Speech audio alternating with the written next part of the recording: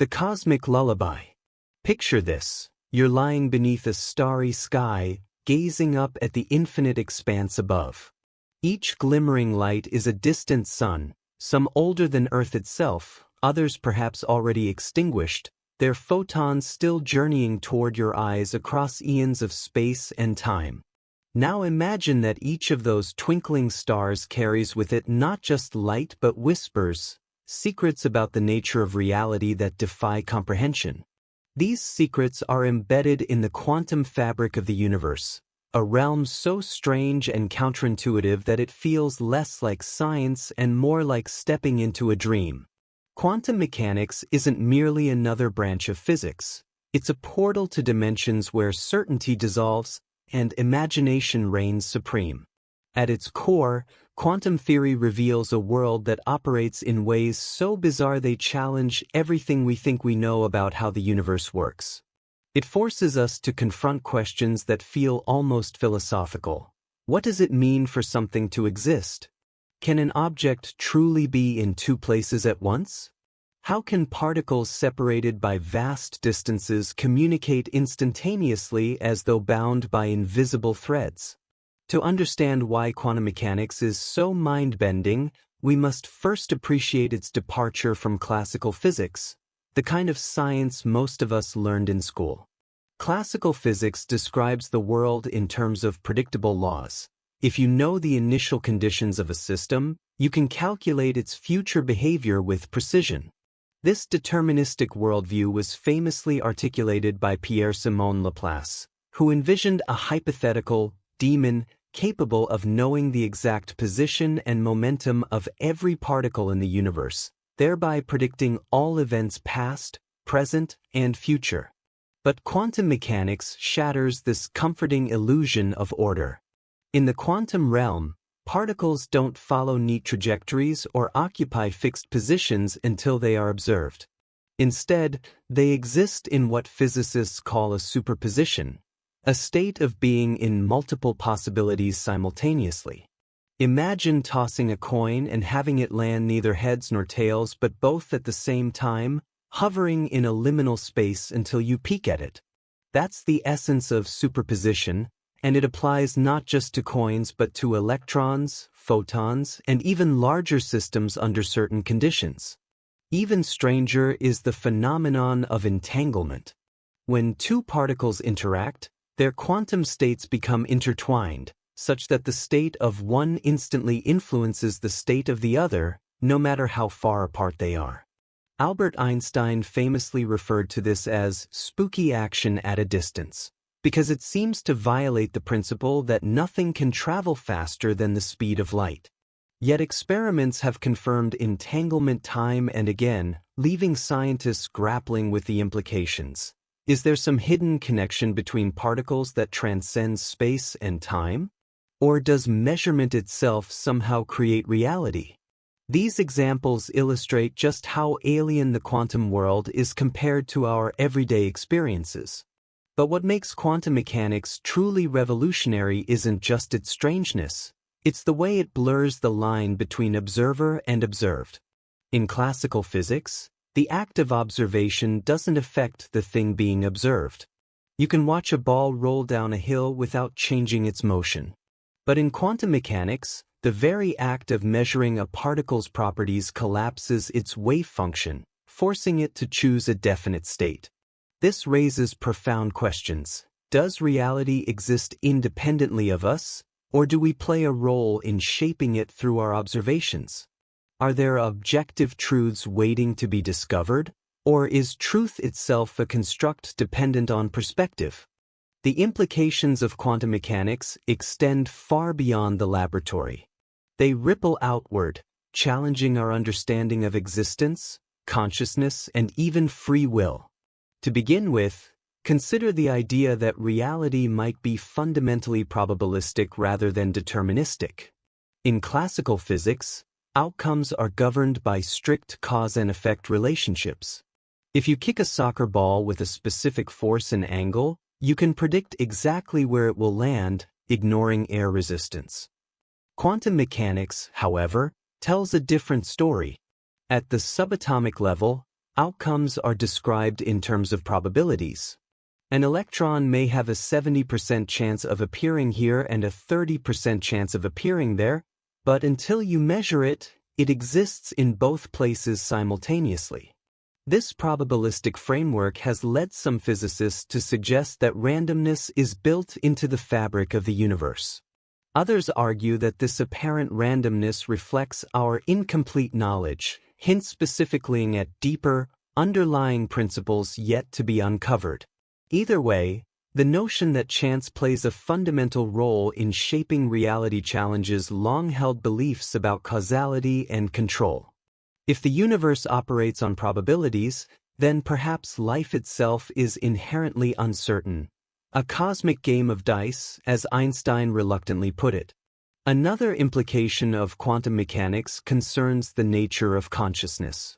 The fact that observation affects quantum systems has sparked debates about whether consciousness plays a special role in collapsing the wave function. Some interpretations of quantum mechanics, like the Copenhagen interpretation, imply that measurement is crucial for determining reality. But who, or what, counts as a valid observer? Is it a human scientist peering through a microscope, or could any interaction with the environment suffice? These questions blur the boundaries between subjective experience and objective reality, raising the possibility that consciousness might be woven into the very fabric of the cosmos. The philosophical stakes grow even higher when we consider the multiverse hypothesis, which posits that every quantum event spawns multiple parallel universes, each representing a possible outcome. In this view, the universe splits endlessly, creating countless versions of reality. One version of you might be reading this text right now, while another has decided to go for a walk instead. The multiverse offers a tantalizing solution to the measurement problem, suggesting that all possible outcomes occur somewhere. But it also introduces dizzying existential questions. If infinite versions of ourselves exist, which one is the real me? And what does it mean to make choices in a multiverse where every decision branches into new realities? Finally, quantum mechanics invites us to reconsider our place within the grand tapestry of existence. On one hand, it humbles us, reminding us that the universe operates according to rules far beyond human intuition. On the other hand, it elevates us, suggesting that our observations and interactions might shape the flow of reality itself. In a sense, quantum mechanics bridges the gap between the infinitesimally small and the cosmically vast, connecting the tiniest particles to the largest structures in the universe. It reminds us that we are part of something greater, an intricate, interconnected web of energy, matter, and information. As we reflect on these profound ideas, take a moment to let them settle in. Allow yourself to marvel at the strangeness and beauty of the quantum world. Consider the paradoxes it presents: particles existing in multiple states, instantaneous connections spanning galaxies, and the mysterious interplay between observer and observed. These mysteries are not just abstract puzzles. They touch the very core of what it means to exist. With that in mind, let's dive deeper into one of the most famous quantum paradoxes, one that has puzzled scientists and philosophers alike: Schrödinger's cat. Picture a cat sealed inside a box, its fate hanging precariously in the balance.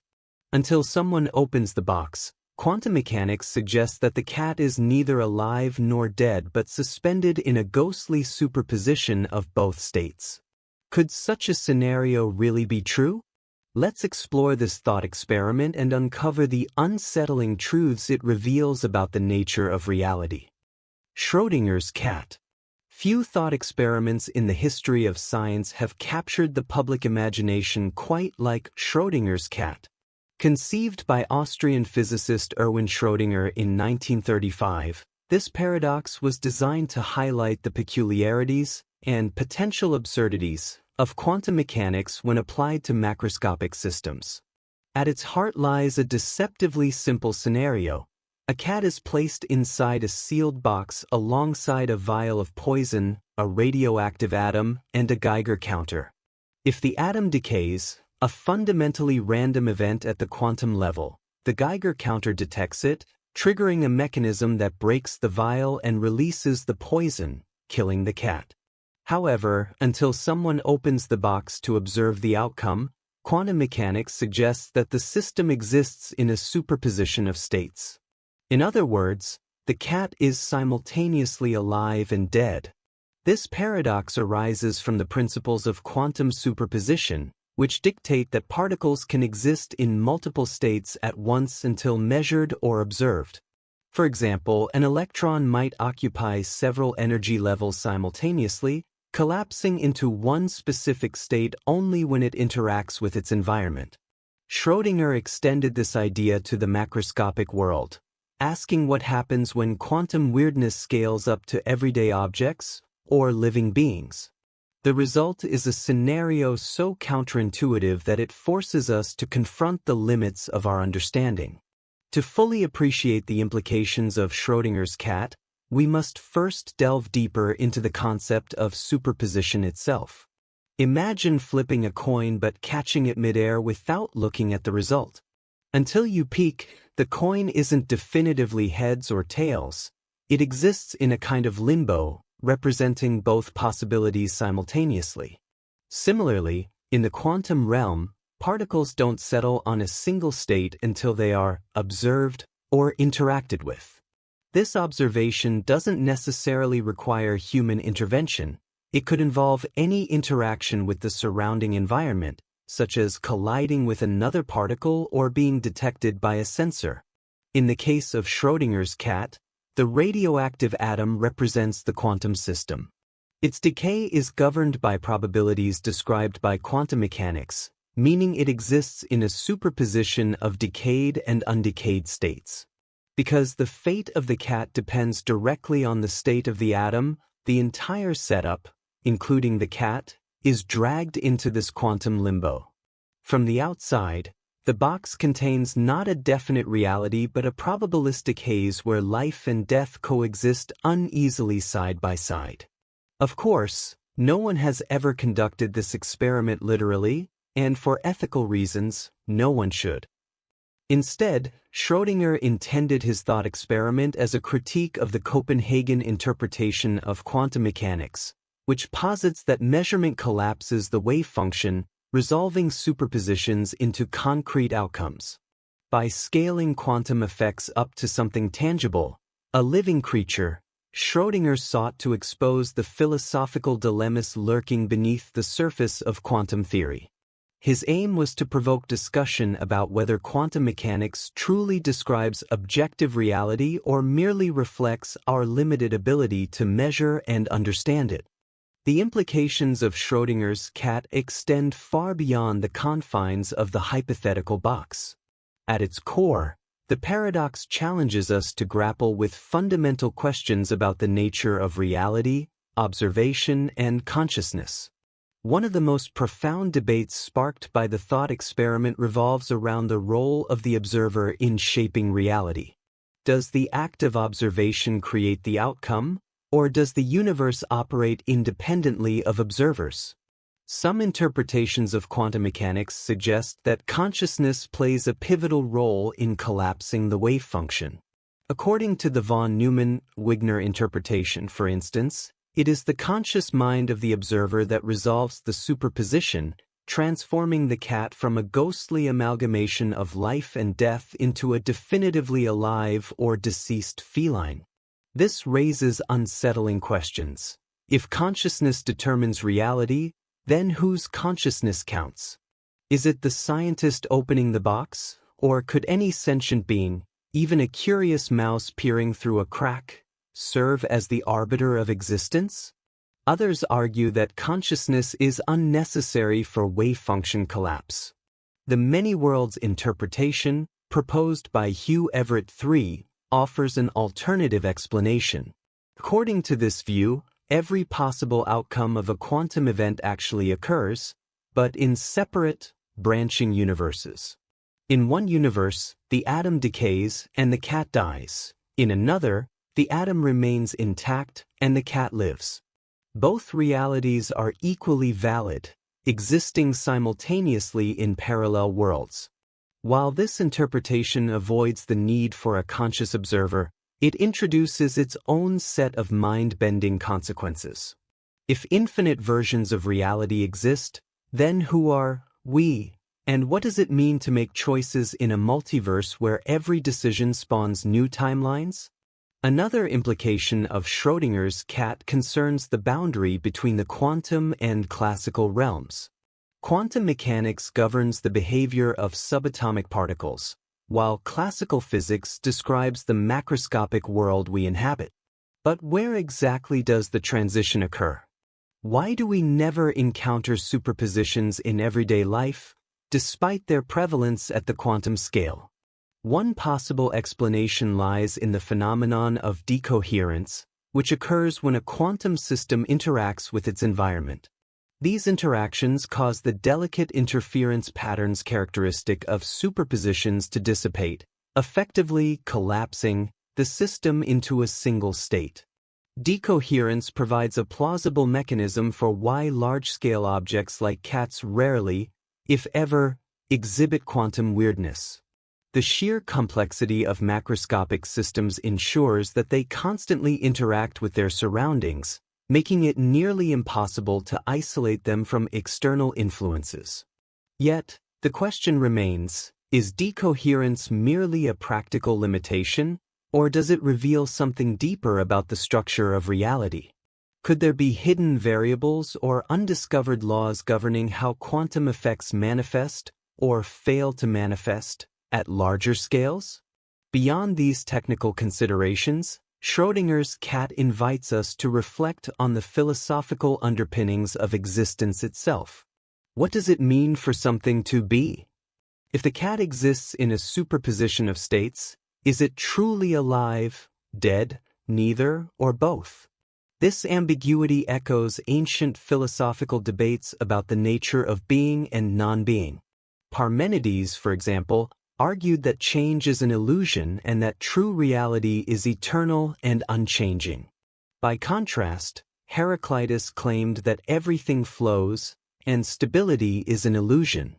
Schrödinger's paradox seems to straddle these two extremes, suggesting that reality may be fluid and malleable, shaped by the interplay between possibility and actuality. Moreover, the thought experiment challenges our notions of causality and determinism. In classical physics, events unfold according to predictable laws, with each action leading inexorably to a specific consequence. Quantum mechanics, however, introduces an element of randomness, where outcomes are determined by probability rather than certainty. If the universe operates on probabilities, then perhaps free will finds room to breathe in the gaps left by indeterminacy.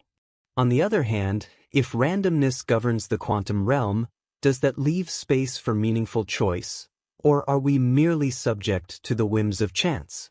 Finally, Schrödinger's cat prompts us to reconsider the relationship between science and ethics. While the thought experiment is purely theoretical, it raises uncomfortable questions about the treatment of living beings in scientific inquiry. Would it be morally acceptable to conduct such an experiment if it were technologically feasible? And if not, what does that say about the boundaries of curiosity and responsibility in the pursuit of knowledge? These ethical dimensions remind us that science is not conducted in a vacuum but within a broader context of human values and societal norms. As we ponder the enigma of Schrödinger's cat, take a moment to let the paradox sink in.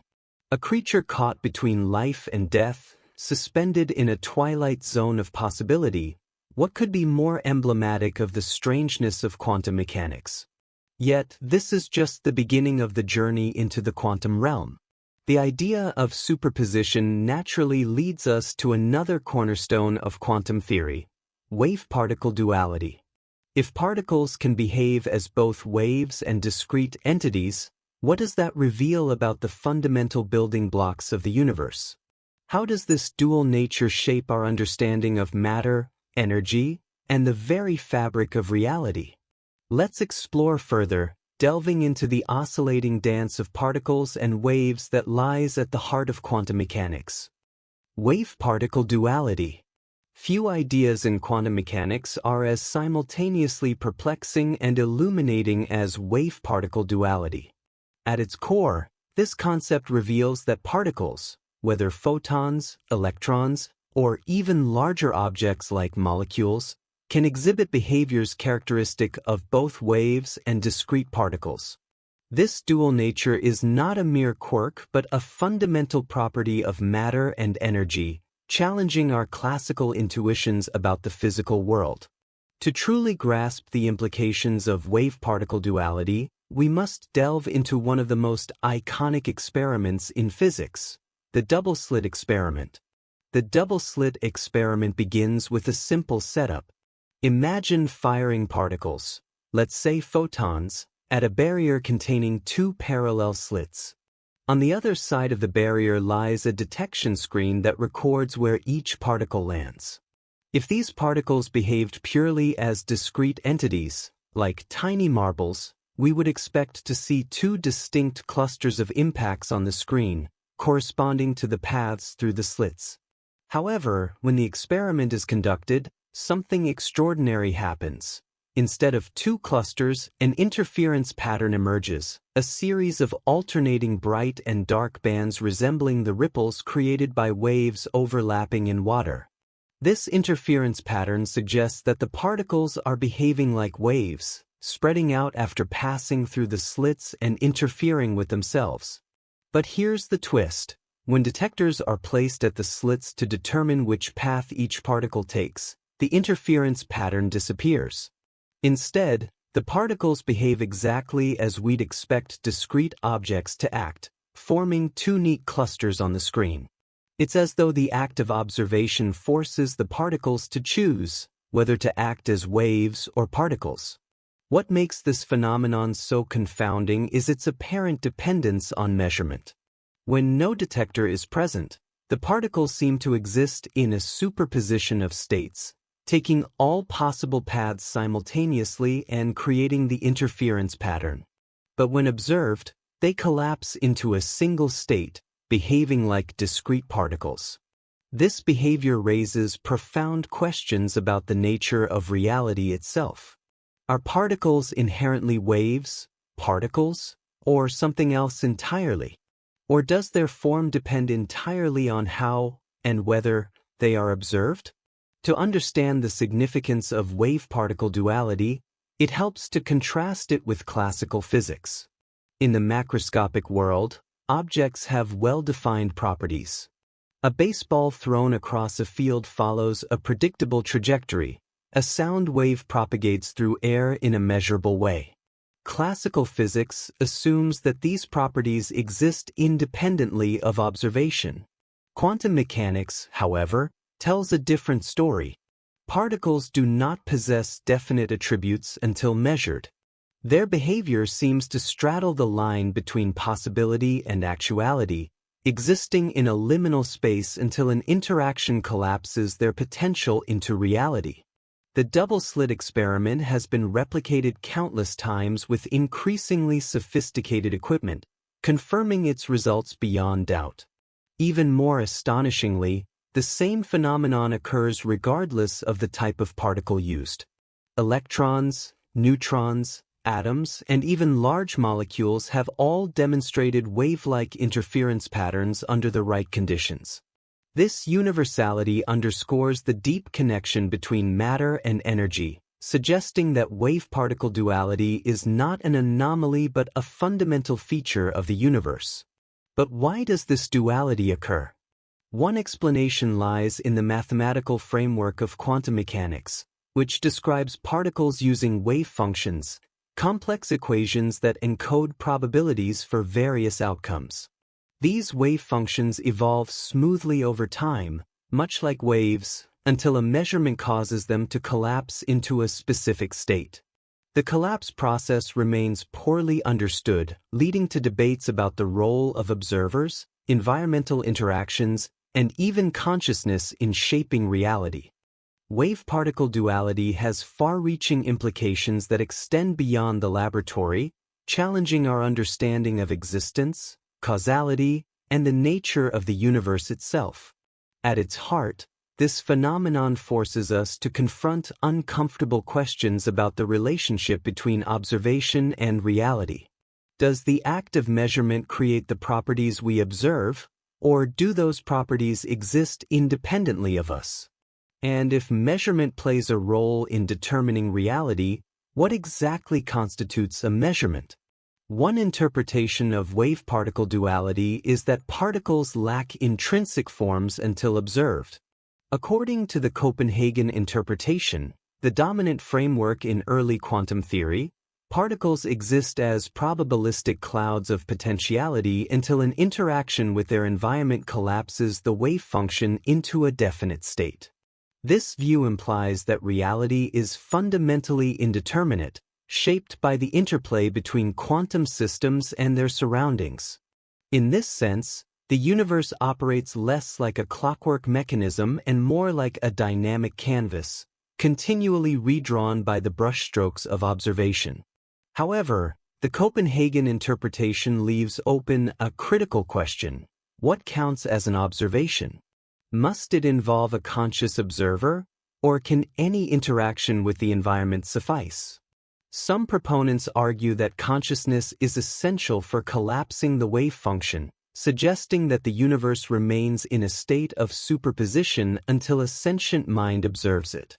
This idea, championed by figures like Eugene Wigner, introduces a deeply anthropocentric perspective, placing human awareness at the center of reality. Yet, it also raises troubling philosophical dilemmas. If consciousness creates reality, whose consciousness matters? Is it limited to humans, or could animals, or even artificial intelligences, serve as observers? Other interpretations sidestep the need for consciousness altogether.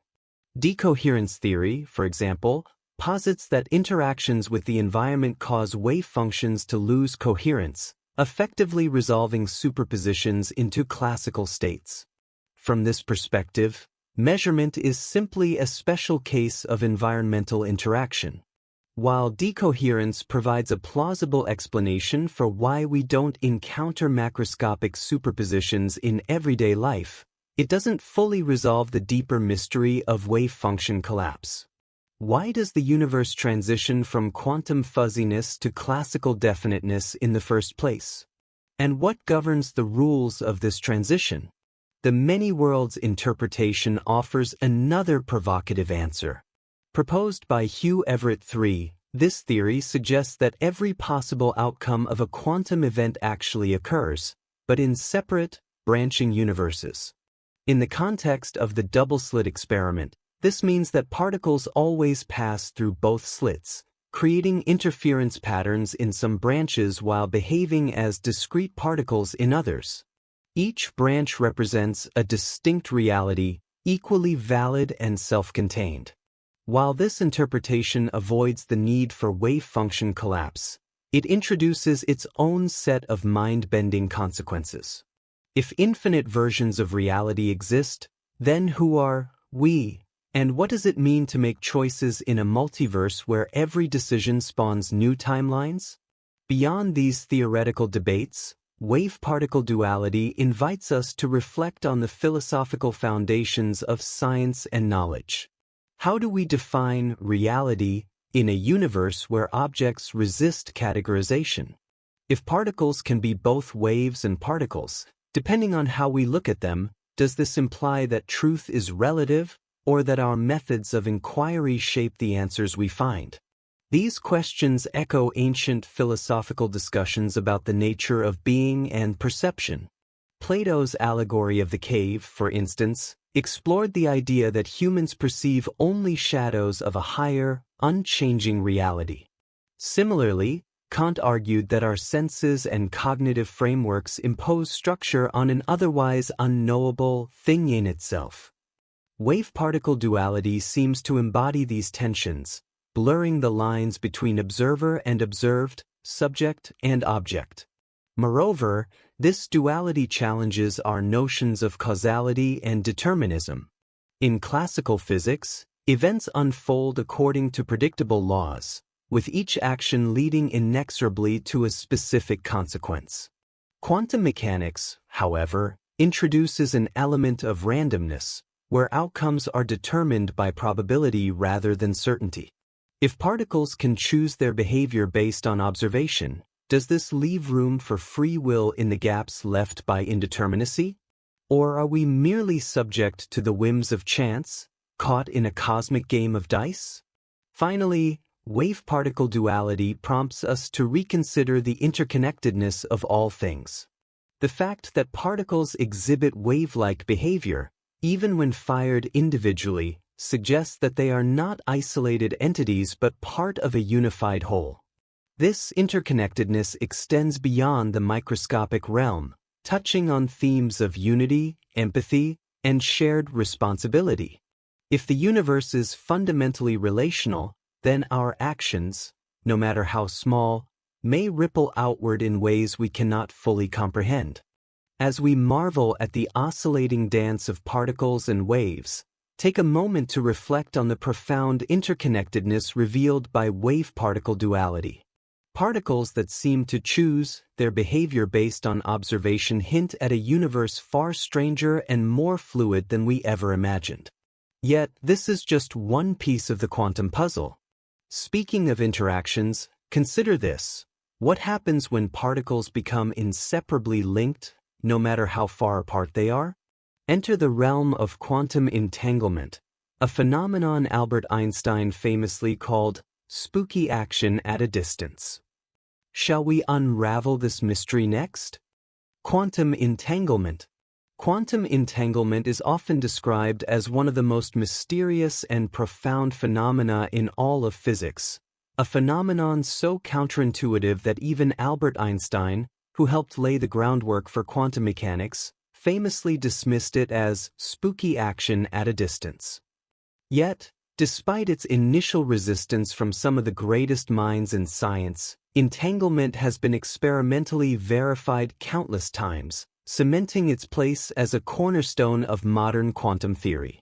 At its heart, quantum entanglement reveals a deep and seemingly inseparable connection between particles that defies our classical understanding of space, time, and causality. To understand entanglement, imagine two particles, let's say electrons, that interact with each other in such a way that their quantum states become intertwined. Once entangled, these particles share a special relationship, no matter how far apart they are separated. Measuring the state of one particle instantly determines the state of the other. This instantaneous correlation persists regardless of whether the particles are separated by millimeters or light years. Consider a simplified analogy. Picture a pair of gloves, one left-handed and one right-handed, placed into two separate boxes and sent to opposite ends of the earth. If you open one box and find the left-handed glove, you immediately know that the other box contains the right-handed glove. While this example mirrors the predictive power of entanglement, it falls short of capturing its true strangeness. Unlike gloves whose properties are predetermined when they're created, entangled particles do not have fixed states until they are measured. Their properties are fundamentally indeterminate until the moment of observation. In essence, the act of measuring one particle forces both particles to choose their state simultaneously, even if they are separated by vast distances. This behavior challenges our classical notions of locality, the idea that objects can only be directly influenced by their immediate surroundings. According to classical physics, information cannot travel faster than the speed of light, as dictated by Einstein's theory of relativity. Yet, entangled particles appear to communicate instantaneously, violating this principle in a way that seems impossible within the framework of traditional spacetime. The first theoretical description of entanglement emerged in the 1930s during a heated debate among physicists about the nature of quantum mechanics. In 1935, Einstein, along with colleagues Boris Podolsky and Nathan Rosen, published a paper now known as the Fermi Paradox, named after their initials. The trio sought to highlight what they saw as a flaw in quantum mechanics, the apparent non-locality implied by entanglement. They argued that if quantum mechanics predicted such spooky correlations, then it must be incomplete, leaving room for hidden variables, unknown factors that determine particle states before measurement. However, subsequent experiments have overwhelmingly supported the predictions of quantum mechanics while ruling out many forms of hidden variable theories. One of the most famous demonstrations came in the 1980s through the work of French physicist Alain Aspect, who conducted rigorous tests using entangled photons. His results confirmed that entangled particles exhibit correlations that cannot be explained by any local hidden variable theory, providing strong evidence for the reality of quantum entanglement. Today, entanglement is no longer just a theoretical curiosity. It has practical applications in cutting-edge technologies like quantum computing, quantum cryptography, and quantum teleportation. These fields exploit the unique properties of entangled systems to achieve feats that would be impossible under classical rules. For instance, quantum computers leverage entanglement to perform calculations exponentially faster than classical machines, while quantum cryptography uses entangled particles to create unbreakable codes. Yet, despite its experimental validation and technological promise, entanglement remains deeply enigmatic. How can two particles remain connected across arbitrary distances without any apparent mechanism? What does this imply about the nature of reality itself? These questions continue to baffle scientists and philosophers alike, pushing the boundaries of our understanding of the universe. The implications of quantum entanglement extend far beyond the laboratory, challenging our fundamental assumptions about the nature of reality, causality, and the interconnectedness of all things. At its core, entanglement suggests that the universe operates according to principles that defy classical logic, hinting at a deeper unity underlying the fabric of existence. One of the most striking implications of entanglement is its challenge to the concept of separateness. In our everyday experience, objects appear distinct and independent. A cup on your table exists separately from the air around it, and the stars in the sky seem isolated from one another by vast expanses of empty space. Entanglement, however, reveals that at the quantum level, particles are not truly separate entities but part of an interconnected web. When two particles become entangled, their fates are forever linked, regardless of the physical distance between them. This raises profound philosophical questions. Are separateness and individuality illusions created by our limited perception of the world? Could the entire universe be a single, unified system, with every particle subtly influencing every other? Some physicists have speculated that entanglement might point to the existence of hidden dimensions or structures within spacetime. According to string theory, for example, the universe may contain extra spatial dimensions beyond the familiar three, which could provide a mechanism for the seemingly instantaneous communication between entangled particles. Alternatively, entanglement might suggest that spacetime itself is an emergent property, a macroscopic approximation of deeper, non-local quantum processes.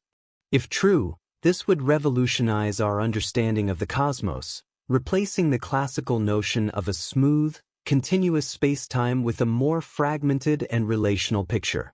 Entanglement also has profound implications for the nature of causality. In classical physics, cause and effect relationships unfold sequentially, constrained by the speed of light. Events in one location cannot influence events in another unless a signal travels between them. Entanglement, however, appears to bypass these constraints entirely. When you measure one entangled particle, the state of its partner is determined instantaneously, without any observable signal passing between them.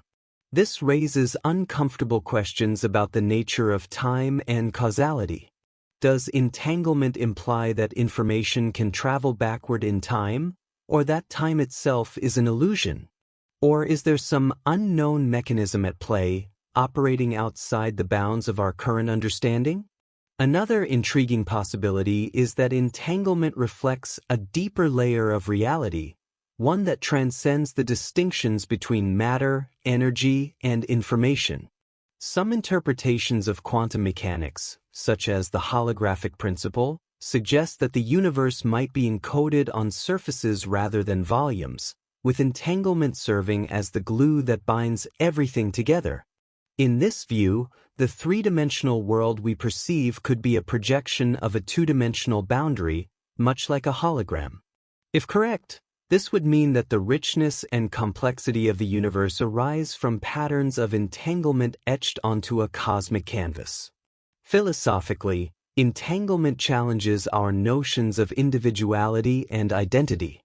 If particles can remain connected across vast distances, what does that say about the boundaries between self and other?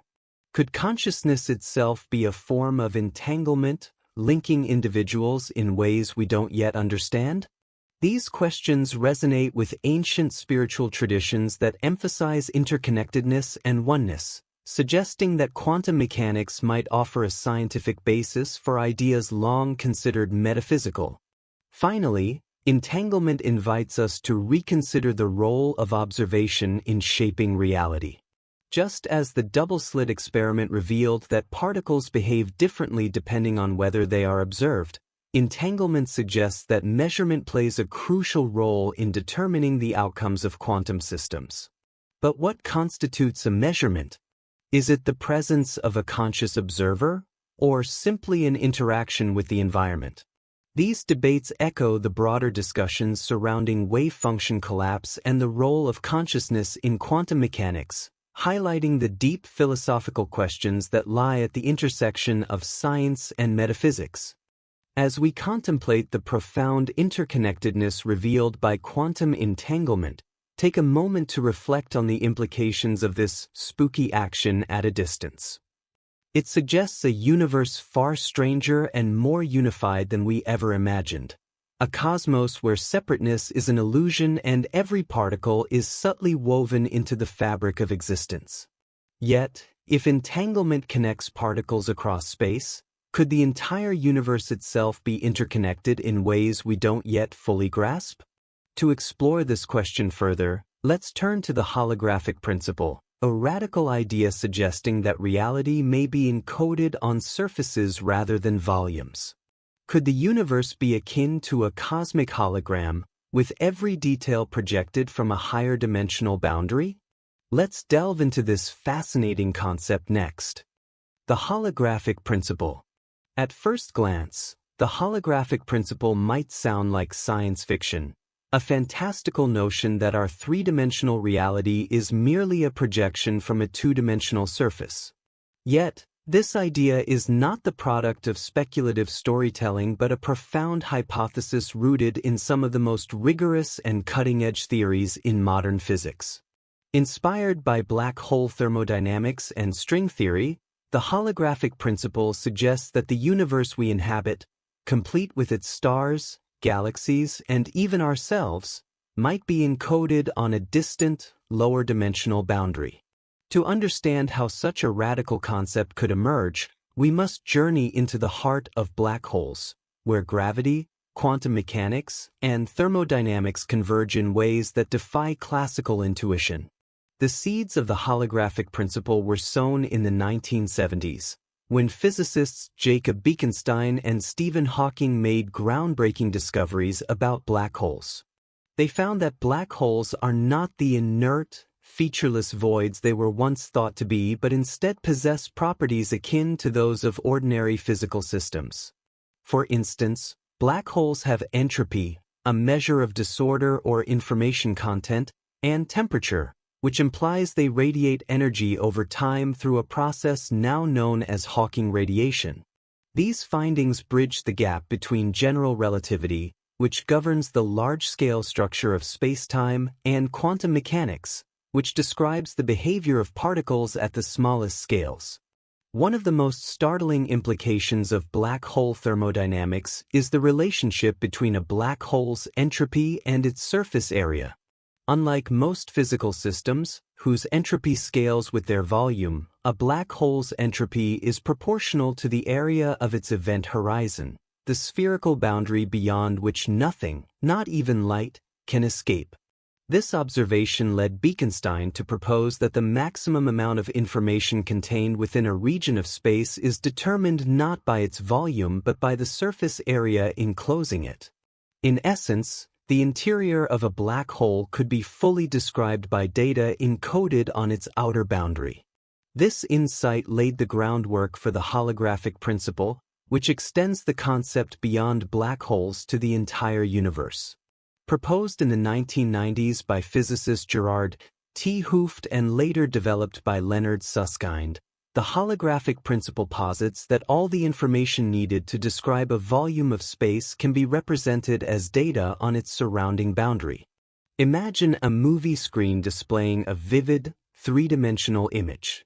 From your perspective, the characters and objects appear to occupy real space, moving and interacting in depth.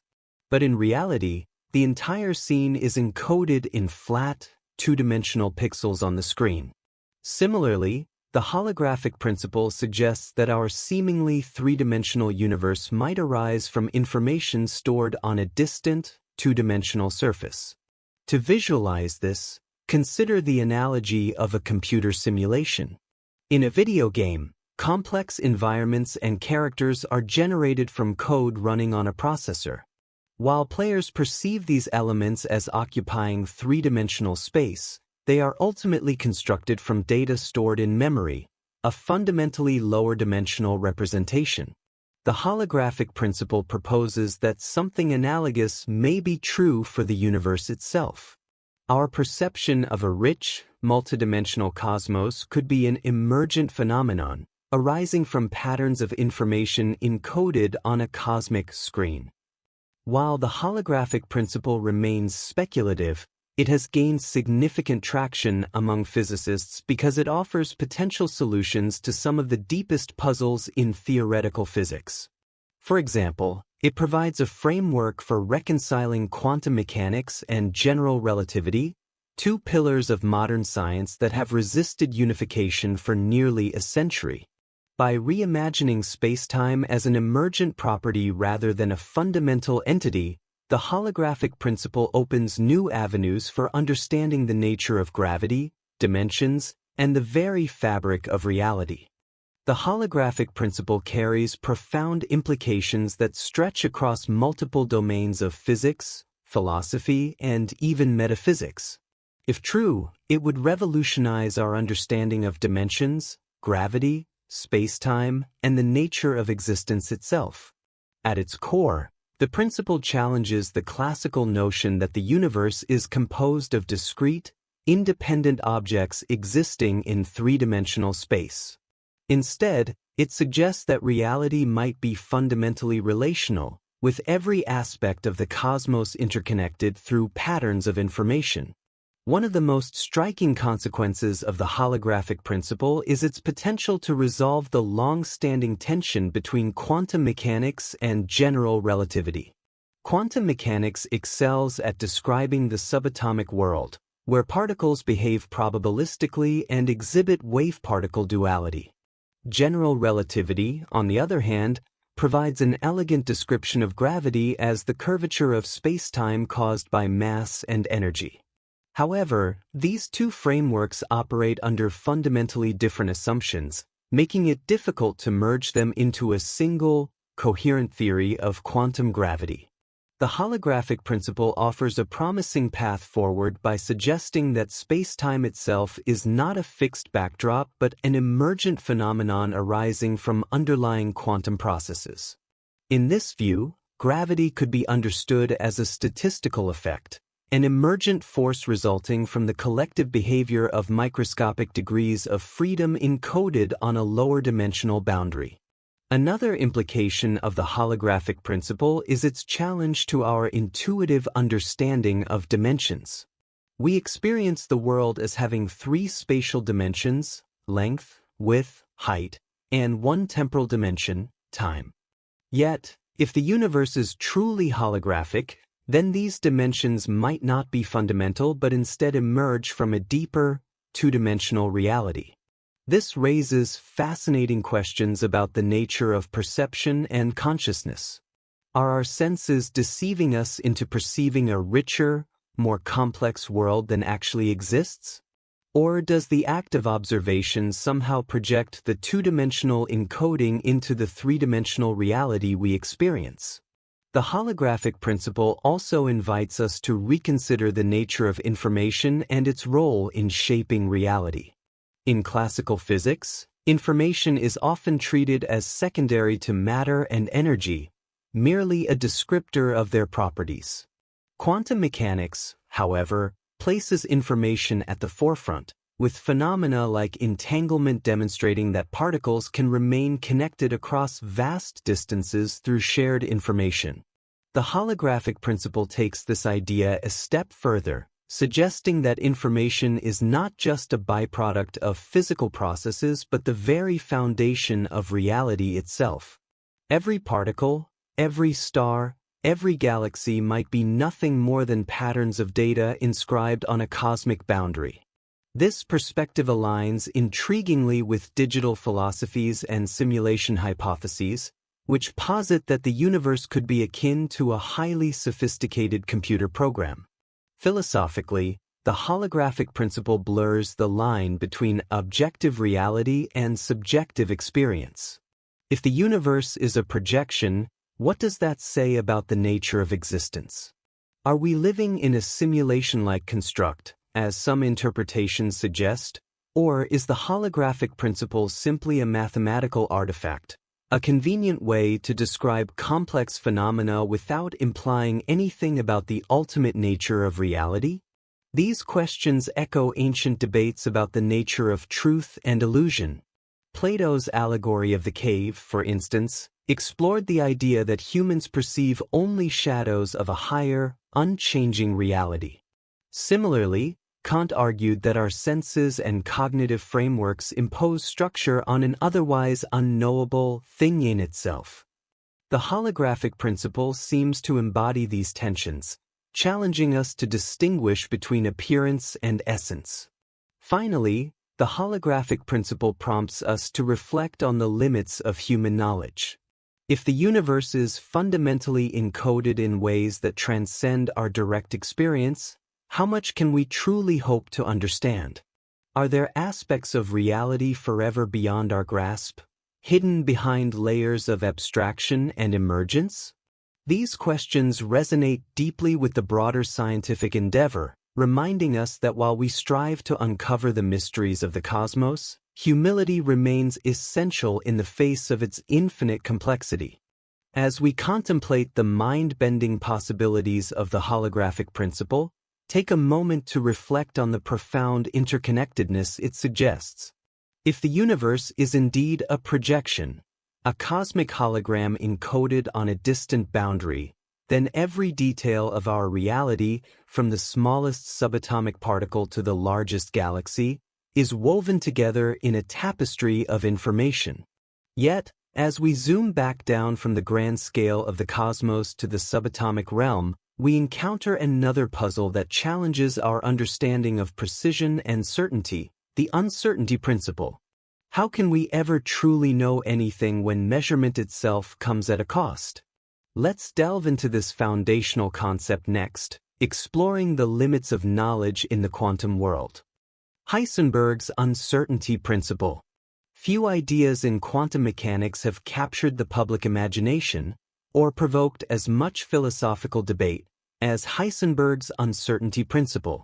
First articulated by German physicist Werner Heisenberg in 1927, this principle is not merely a limitation of measurement technology but a profound statement about the fundamental nature of reality. It asserts that certain pairs of physical properties, such as position and momentum, or energy and time, cannot be simultaneously known with arbitrary precision. The more accurately you measure one property, the less precisely you can know the other. This isn't due to faulty instruments or human error. It's an intrinsic feature of the quantum world. To understand why this principle is so revolutionary, we must first contrast it with classical physics. In the macroscopic world described by Newtonian mechanics, objects have well-defined properties. A car traveling down a highway has a specific speed and location at any given moment, and these attributes can theoretically be measured with infinite accuracy if we had perfect tools. Quantum mechanics, however, tells a different story.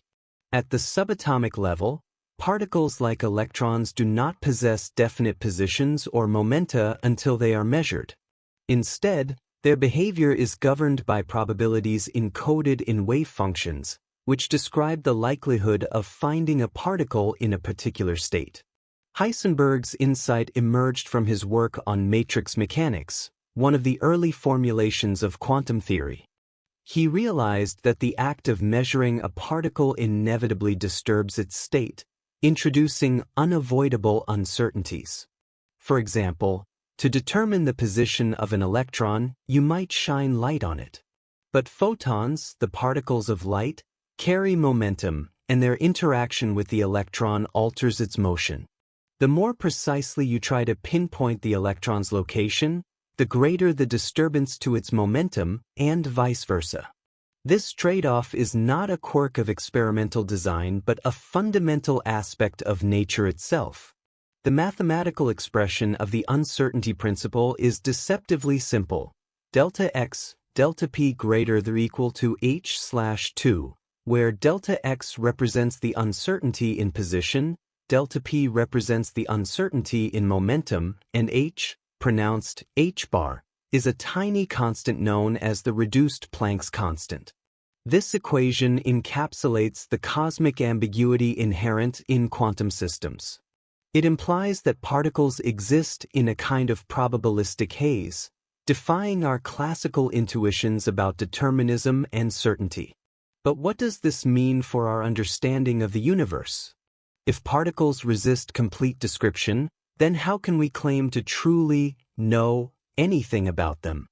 Heisenberg's principle forces us to confront the uncomfortable truth that the quantum realm operates according to rules that are fundamentally alien to our everyday experiences.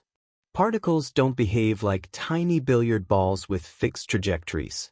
Instead, they embody a kind of fluidity, existing as clouds of potentiality until observed. This challenges not only our scientific models but also our philosophical assumptions about the nature of existence. The implications of Heisenberg's uncertainty principle ripple outward, touching nearly every corner of science and philosophy. At its core, the principle reminds us that knowledge is inherently probabilistic, not absolute. In the quantum world, outcomes are governed by chance rather than certainty, leaving room for randomness and unpredictability. But does this imply that randomness is built into the fabric of reality itself? Or is there a deeper order lurking beneath the apparent chaos? One interpretation of the uncertainty principle is that it reflects the intrinsic indeterminacy of the quantum realm.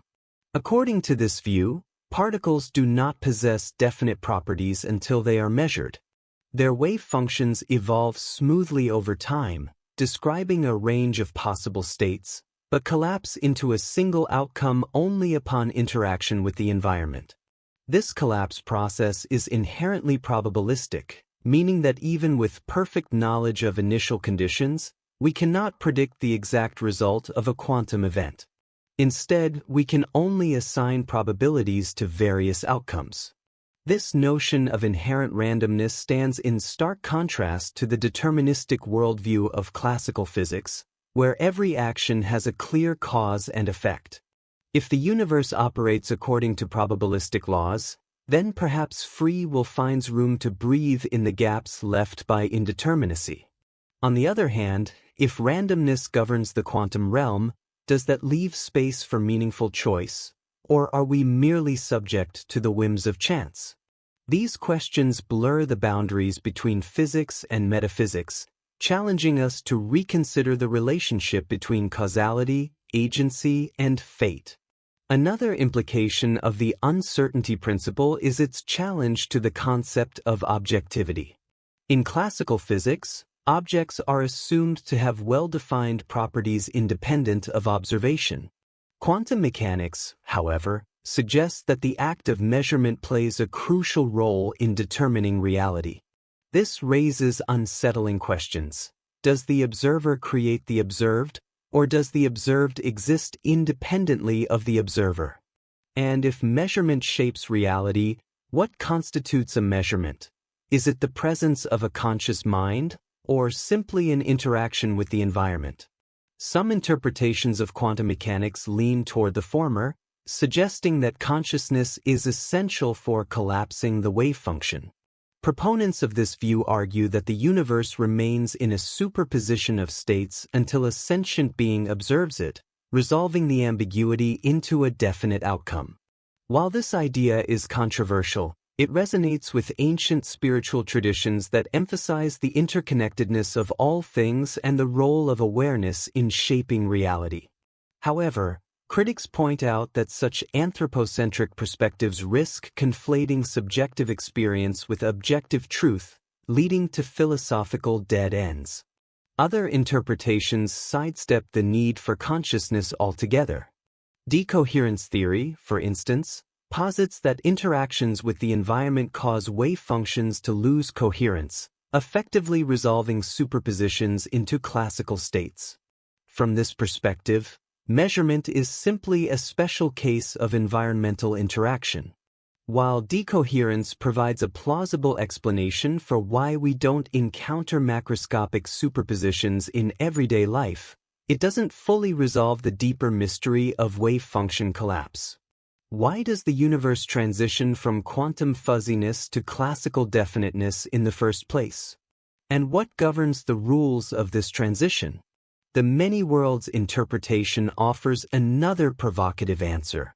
Proposed by Hugh Everett III, this theory suggests that every possible outcome of a quantum event actually occurs, but in separate, branching universes. In this view, particles always take all possible paths, creating multiple realities that diverge at each decision point. Each branch represents a distinct reality, equally valid and self-contained. While this interpretation avoids the need for wave function collapse, it introduces its own set of mind-bending consequences. If infinite versions of reality exist, then who are we? And what does it mean to make choices in a multiverse where every decision spawns new timelines? Beyond these theoretical debates, the uncertainty principle invites us to reflect on the philosophical foundations of science and knowledge. How do we define reality in a universe where objects resist categorization? If particles can evade precise description, does this imply that truth is relative, or that our methods of inquiry shape the answers we find? These questions echo ancient philosophical discussions about the nature of being and perception. Plato's allegory of the cave, for instance, explored the idea that humans perceive only shadows of a higher, unchanging reality. Similarly, Kant argued that our senses and cognitive frameworks impose structure on an otherwise unknowable thing in itself. The uncertainty principle seems to embody these tensions, blurring the lines between observer and observed, subject and object. Moreover, this principle challenges our notions of causality and determinism. In classical physics, events unfold according to predictable laws, with each action leading inexorably to a specific consequence. Quantum mechanics, however, introduces an element of randomness, where outcomes are determined by probability rather than certainty. If particles can choose their behavior based on observation, does this leave room for free will in the gaps left by indeterminacy? Or are we merely subject to the whims of chance, caught in a cosmic game of dice? Finally, the uncertainty principle prompts us to reconsider the interconnectedness of all things. The fact that particles exhibit wave-like behavior, even when fired individually, suggests that they are not isolated entities but part of a unified whole. This interconnectedness extends beyond the microscopic realm, touching on themes of unity, empathy, and shared responsibility. If the universe is fundamentally relational, then our actions, no matter how small, may ripple outward in ways we cannot fully comprehend. As we grapple with the profound uncertainties revealed by Heisenberg's principle, take a moment to reflect on the implications of living in a probabilistic universe. If knowledge is inherently incomplete and outcomes are governed by chance, what does this mean for the concept of free will? Could quantum indeterminacy leave room for choice, or is everything predetermined by the hidden variables of a deeper order? To explore this question further, let's delve into the paradox of free will, examining whether human agency can coexist with the randomness and determinism of the quantum world. The paradox of free will. The question of free will has long been one of the most profound and contentious debates in philosophy, theology, and science. Does humanity possess the ability to make meaningful choices, or are our actions predetermined by forces beyond our control? Quantum mechanics, with its inherent indeterminacy and probabilistic framework, adds a fascinating new dimension to this age-old paradox. At first glance, the randomness introduced by quantum phenomena might seem to offer a pathway to genuine freedom, a mechanism through which unpredictability could translate into agency. Yet, upon closer examination, the relationship between quantum mechanics and free will is far more nuanced, raising as many questions as it answers. To understand how quantum mechanics intersects with the concept of free will, we must first unpack what free will actually means. In its broadest sense, free will refers to the capacity of individuals to act independently, making decisions that are not entirely determined by prior causes. This notion stands in stark contrast to determinism, the idea that every event, including human thoughts and actions, is the inevitable result of preceding conditions. Classical physics, with its clockwork-like precision, aligns neatly with deterministic views. If you know the initial position and velocity of every particle in the universe, Laplace's demon could theoretically predict the entire future. But quantum mechanics disrupts this tidy picture, introducing an element of randomness at the subatomic level. Quantum indeterminacy manifests in several ways, but perhaps the most relevant here is Heisenberg's uncertainty principle, which states that certain pairs of properties, like position and momentum, cannot be simultaneously known with perfect accuracy. This inherent fuzziness suggests that particles do not follow predetermined paths. Instead, their behavior is governed by probabilities encoded in wave functions. When applied to the macroscopic world, this raises intriguing possibilities about the nature of human decision-making. Could the same quantum uncertainty that governs electrons also influence the neural processes underlying consciousness, leaving room for spontaneity and choice? Some proponents of this view argue that quantum randomness introduces a kind of freedom into the fabric of reality. For instance, physicist Roger Penrose has speculated that quantum effects in the brain might play a role in conscious thought, providing a physical basis for non-deterministic decision-making. According to Penrose, the collapse of quantum wave functions within microtubules, tiny structures inside neurons, could give rise to moments of creative insight or intuition that defy purely mechanistic explanations. While speculative, this hypothesis underscores the tantalizing possibility that quantum mechanics might bridge the gap between materialist accounts of the mind and the subjective experience of free will. However, others contend that quantum randomness is irrelevant to the question of free will. Even if microscopic events are probabilistic, they argue, this does not necessarily translate into meaningful agency at the macroscopic level. After all, randomness alone does not equate to freedom. Imagine flipping a coin to decide your next move. While the outcome may be unpredictable, it hardly constitutes a deliberate exercise of will. Similarly, if quantum fluctuations merely inject noise into the workings of the brain, they might contribute to unpredictability without granting genuine autonomy. From this perspective, true free will would require more than mere indeterminacy. It would demand some form of intentional control over outcomes, something that quantum mechanics does not inherently provide. Moreover, the complexity of the human brain complicates matters further. While individual neurons operate according to classical laws of physics, the sheer scale and interconnectedness of neural networks create emergent behaviors that are difficult to reduce to simple quantum effects. Consciousness itself arises from these complex interactions, suggesting that any discussion of free will must account for both the quantum and classical realms. Is it possible that the interplay between these two domains creates a hybrid system capable of supporting agency? Or does the apparent unpredictability of human behavior stem entirely from the vast number of variables involved, rather than any fundamental quantum property? Ultimately, the intersection of quantum mechanics and free will challenges us to rethink not only the nature of human agency but also the broader philosophical foundations of morality, responsibility, and purpose. If our actions are shaped by probabilistic processes, what does this mean for concepts like guilt, accountability, and justice? And if free will is indeed an illusion created by complexity, how should we navigate the ethical implications of such a realization? These questions lie at the heart of the paradox of free will, inviting us to explore the boundaries of science, philosophy, and human experience.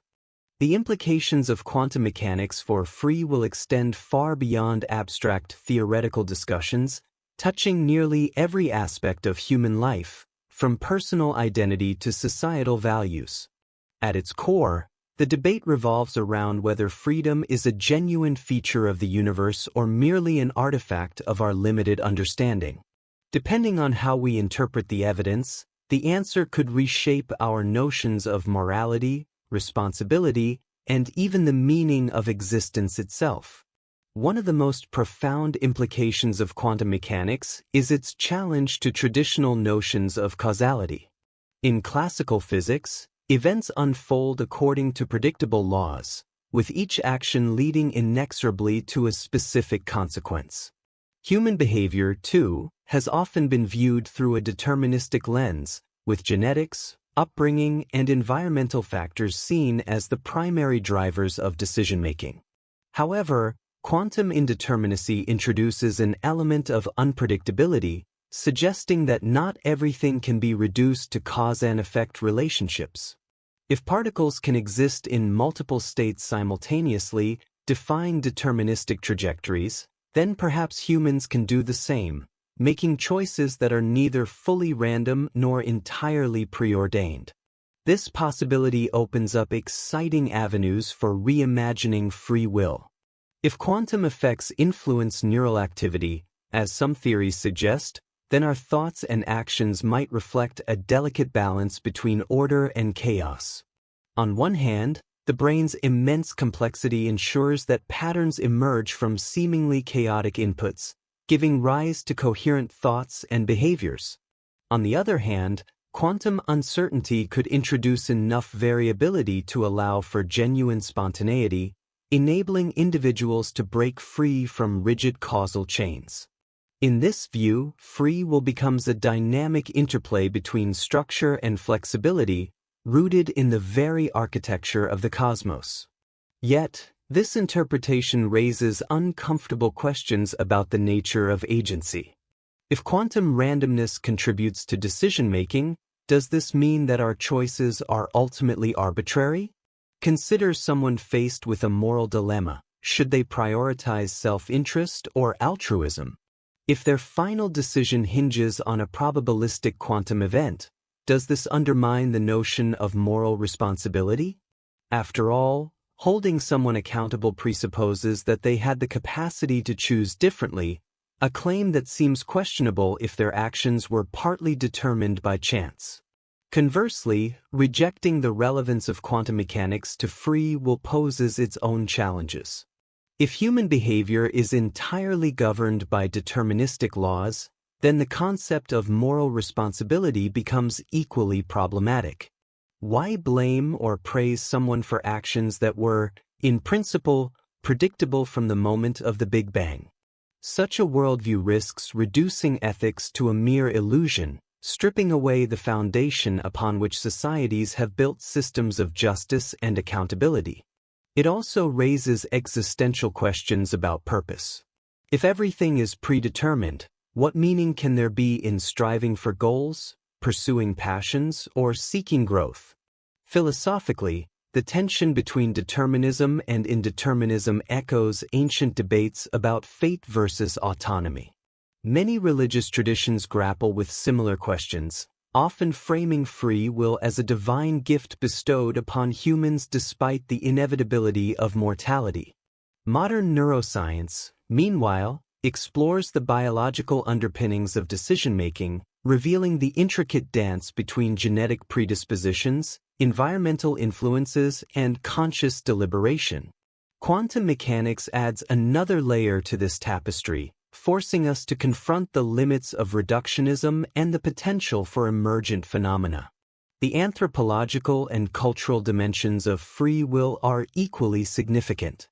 Across societies, people construct narratives of selfhood and agency that shape their identities and relationships. Belief in free will fosters virtues like resilience, creativity, and empathy, encouraging individuals to take ownership of their lives and contribute positively to their communities. Conversely, skepticism about free will can lead to nihilism, apathy, or a sense of helplessness. Understanding how quantum mechanics informs or challenges these beliefs is crucial for navigating the psychological and social ramifications of scientific discovery. Finally, the exploration of free will invites us to reflect on the interconnectedness of all things. If quantum entanglement demonstrates that particles remain connected across vast distances, might there be analogous connections between minds, cultures, and ecosystems? Could collective decision-making arise from shared quantum states, transcending individual boundaries? These speculations push the boundaries of current knowledge, hinting at a deeper unity underlying the diversity of human experience. As we ponder the paradox of free will and its entanglement with quantum mechanics, take a moment to consider the larger canvas against which these questions unfold. If the universe operates according to probabilistic laws, allowing for both randomness and structure, what does this imply about the conditions that make life, and perhaps consciousness, possible? Could the fine-tuning of the cosmos, so often cited as evidence of design, find its roots in the peculiarities of quantum phenomena? To explore this tantalizing possibility, let's turn to the anthropic principle, a concept that seeks to explain why the universe appears uniquely suited for the emergence of intelligent life. Could quantum mechanics hold clues to this cosmic mystery?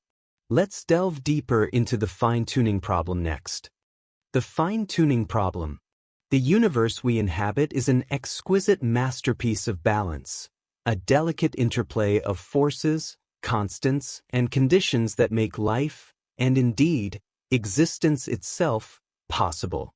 This remarkable precision has given rise to what physicists and philosophers call the fine-tuning problem, the observation that many fundamental constants of nature appear to be finely adjusted to allow for the emergence of complexity, structure, and ultimately, intelligent beings. At the heart of this puzzle lies quantum mechanics, which governs the behavior of subatomic particles and plays a pivotal role in shaping the cosmos. To appreciate the scope of the fine-tuning problem, consider some of the key constants that define our universe. Take, for instance, the strength of the electromagnetic force, which determines how electrons orbit atomic nuclei and bind atoms together into molecules. If this force were even slightly stronger or weaker, stars would fail to form, or the chemical reactions necessary for life would not occur. Similarly, the strong nuclear force, the glue that holds protons and neutrons together within atomic nuclei, must fall within a narrow range. A slight increase would cause hydrogen to fuse too readily, preventing the formation of heavier elements essential for planets and life. A decrease, on the other hand, would destabilize nuclei, leading to a universe dominated by diffuse clouds of elementary particles. Quantum mechanics enters the picture because it underpins these fundamental interactions. For example, the stability of matter depends critically on the Pauli exclusion principle, a quantum rule stating that no two fermions, such as electrons, can occupy the same quantum state simultaneously. Without this principle, electrons would collapse into the nucleus, rendering atoms impossible. Additionally, quantum tunneling, a phenomenon where particles tunnel through energy barriers they shouldn't classically surmount, enables processes like nuclear fusion in stars. These subtle quantum effects are indispensable for creating the building blocks of the universe. But why does the universe seem so perfectly calibrated? Why do these constants align so precisely to permit the emergence of galaxies, stars, planets, and eventually, life? Some argue that this fine-tuning reflects evidence of design, a cosmic blueprint crafted by an intelligent creator. Others propose more naturalistic explanations, such as the multiverse hypothesis, which posits that our universe is just one among countless others, each with different physical laws and constants. In this view, we find ourselves in a universe conducive to life simply because we couldn't exist in any other. The implications of the fine-tuning problem extend far beyond physics, touching on deep philosophical questions about purpose, chance, and the origins of reality. It challenges us to reconcile the apparent improbability of our existence with the vastness and randomness of the cosmos. Whether viewed as evidence of divine intervention, a consequence of blind luck, or a product of multiversal selection, the fine-tuning problem invites speculation about the ultimate nature of the universe and humanity's place within it. The fine-tuning problem forces us to grapple with profound questions about the nature of reality and our role within it. At its core, this issue raises three primary possibilities: design, coincidence, or multiversality. Each explanation carries significant implications for our understanding of existence, morality, and the search for meaning. One interpretation of fine-tuning is that it points to evidence of design. Throughout history, humans have sought patterns and purpose in the natural world, often attributing them to divine or supernatural causes. In this context, the precise calibration of physical constants could be seen as a signature of a higher intelligence, an architect who engineered the universe to support life. Proponents of this view argue that the sheer unlikelihood of such fine-tuning occurring by chance suggests deliberate intent. After all, if you were to stumble upon a watch lying on a beach, you wouldn't assume it assembled itself randomly. Instead, you'd infer the presence of a watchmaker. By analogy, the intricate order of the universe might imply the existence of a cosmic designer. However, invoking design as an explanation introduces its own set of challenges. Critics point out that appealing to a designer merely shifts the question of origins rather than resolving it. Who or what created the designer? Moreover, the idea of a purposeful universe conflicts with the prevailing scientific paradigm, which seeks naturalistic explanations for phenomena. While the design argument resonates with religious and spiritual traditions, it remains deeply controversial in scientific circles, where empirical evidence reigns supreme. A second possibility is that fine-tuning is simply a result of chance, a fortunate accident in an otherwise indifferent universe. From this perspective, there's nothing inherently special about our cosmic parameters. They just happen to fall within the narrow range required for life. This explanation aligns with the Copernican principle, which asserts that humanity occupies no privileged position in the cosmos. However, the sheer improbability of such a coincidence strains credulity. To illustrate, Imagine rolling a trillion-sided die and landing on a single specific number, not once, but repeatedly across multiple variables. Such odds defy intuition and beg for further scrutiny. This leads us to the third and perhaps most intriguing explanation, the multiverse hypothesis. According to this theory, our universe is not unique but part of a vast ensemble of universes, each governed by different physical laws and constants. In most of these universes, conditions may be inhospitable to life, but in a tiny fraction, including ours, the parameters align perfectly to support complex structures and sentient beings. From this vantage point, the apparent fine-tuning of our universe becomes unsurprising. We observe it precisely because it allows us to exist.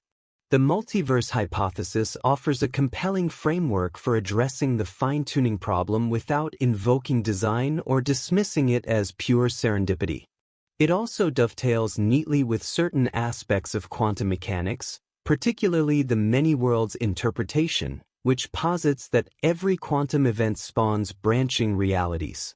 If true, then the multiverse isn't merely a theoretical construct but a direct consequence of the probabilistic nature of quantum systems. Yet, the multiverse remains speculative, lacking direct observational evidence. Critics argue that proposing infinite unseen universes risks violating Occam's razor, the principle that simpler explanations are preferable unless proven otherwise. Beyond these interpretations, the fine-tuning problem prompts broader reflections on the nature of existence. If the universe is indeed fine-tuned, what does this imply about consciousness and morality? Some suggest that the improbability of life underscores its preciousness, urging us to cherish and protect it. Others see fine-tuning as a reminder of our insignificance in the grand scheme of things, a humbling realization that fosters awe and wonder. Either way, the problem invites us to confront the limits of human knowledge and the mysteries that continue to elude us. Philosophically, fine-tuning challenges traditional notions of causality and teleology. Does the universe exhibit purpose, or is it merely a product of random fluctuations? And if purpose exists, does it stem from external agency or internal self-organization? These questions echo ancient debates about the nature of being and becoming, resonating with thinkers from Aristotle to Kant. Fine-tuning also intersects with existential concerns, prompting us to ask whether life has inherent meaning or if we must create it ourselves amidst the apparent indifference of the cosmos. Finally, the fine-tuning problem highlights the interconnectedness of all things. The delicate balance of forces and constants reminds us that the universe operates as a unified whole, with each component influencing and supporting the others.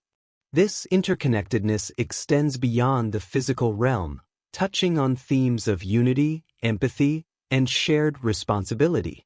If the cosmos is fundamentally relational, then our actions, no matter how small, may ripple outward in ways we cannot fully comprehend. As we contemplate the exquisite precision of the universe's constants and the myriad possibilities they evoke, take a moment to reflect on the boundaries of our understanding. Fine-tuning brings us tantalizingly close to the edge of comprehension, but what lies beyond? Could the multiverse hypothesis hint at alternate realities, each unfolding according to its own rules and probabilities? Perhaps the many worlds interpretation offers a glimpse into these parallel dimensions, where every decision branches into new timelines. Let's explore this radical idea next, delving into the implications of infinite worlds and the profound questions they raise about identity, choice, and destiny. Many worlds interpretation. Few ideas in modern physics have captured the imagination or provoked as much debate as the many worlds interpretation (MWI) of quantum mechanics. First proposed by physicist Hugh Everett III in 1957, this radical hypothesis seeks to address one of the most perplexing aspects of quantum theory, the measurement problem. At its core, the many worlds interpretation posits that every quantum event spawns multiple parallel universes, each representing a possible outcome. Instead of collapsing into a single reality upon observation, the wave function branches endlessly, creating a vast multiverse where every conceivable possibility occurs somewhere. To understand the significance of MWI, we must first revisit the measurement problem. In standard quantum mechanics, particles exist in superpositions, states of simultaneous possibilities, until they are observed or measured. For example, an electron can occupy multiple positions at once until a detector forces it to choose a specific location. This collapse of the wave function has long been a source of contention among physicists, as it introduces a seemingly arbitrary boundary between quantum and classical realms. Why does measurement cause the wave function to collapse? And what constitutes a measurement? Is it the presence of a conscious observer, or simply an interaction with the environment? The many worlds interpretation offers a bold alternative to wave function collapse. According to MWI, there is no collapse. Instead, the universe splits into separate branches whenever a quantum event occurs. Each branch corresponds to a different outcome, and all branches coexist simultaneously within a multiverse. For instance, if you were to flip a coin, one branch of the multiverse would contain the outcome, heads, while another would contain tails. Both outcomes occur, but in distinct, non-interacting realities. From this perspective, the act of observation doesn't determine reality, it merely reveals which branch of the multiverse you happen to inhabit. This branching process is not limited to simple events like coin flips. It applies to every quantum interaction, no matter how small or large. When a photon passes through a double slit, for example, it doesn't choose a single path. Rather, it takes both paths simultaneously, generating two separate branches of the multiverse. Similarly, when a radioactive atom decays, it does so in one branch while remaining intact in another. Over time, these countless splittings accumulate, resulting in an unimaginably vast array of parallel universes. What makes MWI particularly intriguing is its mathematical elegance. Unlike other interpretations of quantum mechanics, such as the Copenhagen interpretation, MWI does not require any ad hoc assumptions about wave function collapse or the role of consciousness. Instead, it adheres strictly to the Schrödinger equation, the fundamental equation governing quantum systems, which describes the evolution of the wave function without interruption. In this view, the apparent randomness of quantum events arises not from intrinsic indeterminacy but from our limited perspective as inhabitants of a single branch of the multiverse. Yet, despite its theoretical appeal, MWI remains deeply counterintuitive. The idea of infinite parallel universes challenges our everyday experience of a singular, unified reality. How can we reconcile the notion of countless versions of ourselves, each making slightly different choices, with the subjective feeling of being a unique individual? And if every possibility occurs somewhere, does that diminish the significance of any particular outcome? These questions underscore the profound philosophical implications of the many worlds interpretation, pushing us to rethink not only the nature of reality but also the meaning of existence itself. The implications of the many worlds interpretation are as vast and varied as the multiverse it describes. By positing an infinite ensemble of parallel realities, MWI forces us to confront unsettling questions about identity, morality, and the very fabric of the cosmos. At its heart lies a paradox. While the interpretation promises to resolve some of the deepest mysteries of quantum mechanics, it also introduces new layers of complexity that challenge our understanding of the world. One of the most immediate implications of MWI is the proliferation of infinite versions of ourselves. Imagine, for a moment, that every decision you've ever made has spawned a new branch of the multiverse. In one reality, you chose to take a different job. In another, you pursued a lifelong passion for art. In yet another, you never encountered this text at all. These alternate selves are not mere hypotheticals. They exist, according to MWI, as fully realized individuals navigating their own versions of reality. This raises profound questions about personal identity. If there are infinite versions of you scattered across the multiverse, which one is the real you? Or is the concept of a singular self an illusion created by our limited awareness of the broader multiverse? Moreover, the existence of parallel worlds complicates traditional notions of morality and responsibility. Consider a scenario where you face a moral dilemma. Should you tell the truth even if it causes harm, or lie to protect someone's feelings? In the multiverse, both actions occur simultaneously, one in a branch where you speak honestly, and another where you withhold the truth. Does this mean that ethical accountability becomes meaningless, since every choice is realized somewhere? Or does morality still hold weight within each individual branch, regardless of what happens elsewhere? These questions blur the lines between free will and determinism, forcing us to reconsider the foundations of ethics in a probabilistic universe. Another implication of MWI is its potential to resolve the measurement problem. By eliminating wave function collapse, the interpretation provides a consistent framework for understanding quantum phenomena without invoking subjective observers or external interventions. However, this solution comes at a cost. The sheer enormity of the multiverse strains our ability to conceptualize it. Visualizing a single universe is already challenging enough. Imagining an infinite array of them, each governed by slightly different parameters, stretches the limits of human cognition. Critics argue that MWI sacrifices simplicity for explanatory power, violating Occam's razor, the principle that simpler explanations are preferable unless proven otherwise. Yet proponents counter that the elegance of the Schrödinger equation justifies the trade-off, offering a unified description of quantum mechanics that avoids artificial distinctions between quantum and classical domains. Philosophically, the many worlds interpretation invites us to reflect on the nature of possibility and actuality.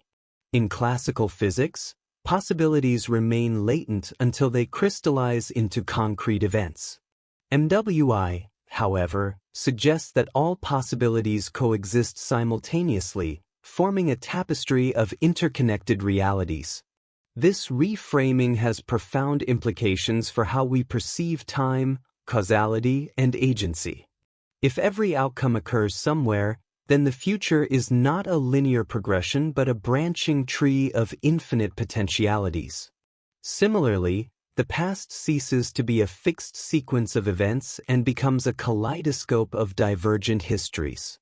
Such a model challenges our intuitive understanding of temporal flow, suggesting that time itself might be an emergent property of the multiverse. Finally, MWI prompts us to consider the interconnectedness of all things. While each branch of the multiverse operates independently, they share a common origin in the universal wave function. This shared ancestry implies a deeper unity underlying the diversity of realities, echoing themes of oneness found in spiritual traditions and philosophical systems. If the multiverse is fundamentally relational, then our actions, no matter how small, may ripple outward across infinite dimensions, influencing countless versions of ourselves and others. This perspective fosters a sense of responsibility, reminding us that even in a universe of infinite possibilities, the choices we make carry weight. As we marvel at the mind-bending implications of the many worlds interpretation, take a moment to reflect on the boundaries of our understanding. Parallel worlds may sound fantastical, but what if the multiverse is merely a stepping stone to an even more radical idea? What if we're already living in a simulated reality, a meticulously crafted construct designed by advanced intelligence? The simulation hypothesis beckons us to consider this tantalizing possibility, inviting us to explore whether our perceived reality is truly as solid and objective as it seems. Could the universe be akin to a cosmic computer program, with every particle and phenomenon encoded in lines of code? Let's delve into this provocative concept next, examining the evidence and the philosophical quandaries that surround the idea of life inside a simulation. The simulation hypothesis. The idea that our reality might be a sophisticated simulation has captivated human imagination for decades, but it is only in recent years, spurred by advances in quantum mechanics, artificial intelligence, and computational theory, that this hypothesis has gained serious traction among scientists and philosophers alike. At its core, the simulation hypothesis posits that everything we perceive, the stars in the sky, the chair beneath you, even the thoughts swirling in your mind, are not real in the traditional sense. Instead, they are meticulously crafted illusions, generated by an advanced computational system designed and maintained by some form of higher intelligence. This notion may initially sound like science fiction, an echo of films like The Matrix or novels exploring virtual worlds, but it has roots in both philosophical inquiry and cutting-edge scientific theory. Philosophically, the simulation hypothesis draws parallels with ancient questions about the nature of existence. For instance, Plato's allegory of the cave posited that humans live in a shadowy version of reality, mistaking reflections on a wall for truth. In modern times, thinkers like Nick Bostrom have formalized the idea, arguing that if civilizations can create sufficiently advanced simulations, then it is statistically likely we are living in one ourselves. From a scientific perspective, quantum mechanics provides intriguing support for this hypothesis. Consider the peculiar behavior of particles at the subatomic level. Quantum systems often exhibit properties that defy classical logic. Particles existing in multiple states simultaneously, entangled pairs sharing instantaneous connections across vast distances, and wave functions that collapse only upon observation. These phenomena feel almost algorithmic, as though governed by rules akin to those of a computer program. Moreover, the digital nature of information processing aligns eerily well with certain aspects of quantum mechanics. For example, the concept of quantization, the idea that energy levels come in discrete packets rather than continuous streams, mirrors how data is stored in binary code within computers. Some physicists have speculated that space-time itself could be pixelated, composed of tiny units akin to pixels on a screen. If true, this would imply that the universe operates much like a high-resolution simulation, rendering reality frame by frame. To grasp the magnitude of this idea, consider the rapid advancement of technology over the past century. Today, we possess machines capable of simulating entire ecosystems, modeling complex weather patterns, and even generating photorealistic graphics indistinguishable from reality. Extrapolating this trend into the future, it becomes conceivable that a sufficiently advanced civilization could simulate not just environments but conscious beings, and perhaps entire universes. Proponents of the simulation hypothesis argue that glitches in reality might betray its artificial nature. Anomalies such as déjà vu, synchronicities, or unexplained phenomena could hint at imperfections in the underlying code. While these claims remain speculative, they underscore the tantalizing possibility that what we perceive as objective reality is, in fact, a construct, a meticulously engineered illusion designed to mimic the workings of a natural universe. The implications of the simulation hypothesis extend far beyond the realm of theoretical physics, challenging our understanding of existence, consciousness, morality, and purpose. At its heart lies a profound question. If we are living in a simulation, who, or what, is responsible for creating it? And why would such a creator go to the trouble of designing an elaborate virtual world? One possibility is that the architects of the simulation are post-human descendants of humanity itself. In this view, future generations may develop technologies so advanced that they can recreate their ancestors' experiences in hyper-realistic detail. This raises fascinating questions about the motivations behind such an endeavor. Are we participants in a historical reenactment, serving as test subjects for experiments conducted by our progeny? Or does the simulation exist purely for entertainment, akin to a cosmic video game played by bored gods?